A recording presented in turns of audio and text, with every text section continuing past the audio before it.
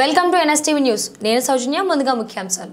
Undyala pump house phase 1 నుండి కోయిల్ సాగర్ ప్రాజెక్టుకు సాగునీటి విడుదల చేసిన Devarakadra MLA G Madhusudan Reddy, Makthal MLA Vakiti Srihari, Mahabubnagar Zilla Parishad chairperson స్వర్ణ సుధాకర్ రెడ్డి సాగునీటి విడుదల చేసి వారు మాట్లాడుతూ కోయిల్ సాగర్ కు నీటిని విడుదల చేయడం సంతోషంగా ఉందని పేర్కొన్నారు. సకాలంలో వర్షాలు కురవకపోవడం వల్ల జూన్ 2వ వారంలోనే నీరు కోయిల్ సాగర్ కు ముందస్తుగా విడుదల చేస్తున్నామని అన్నారు. ఈ కార్యక్రమంలో దేవకద్ర కాంగ్రెస్ నాయకులు, మక్తల్ కాంగ్రెస్ నాయకులు, రైతులు, ప్రజలు అధిక సంఖ్యలో పాల్గొన్నారు.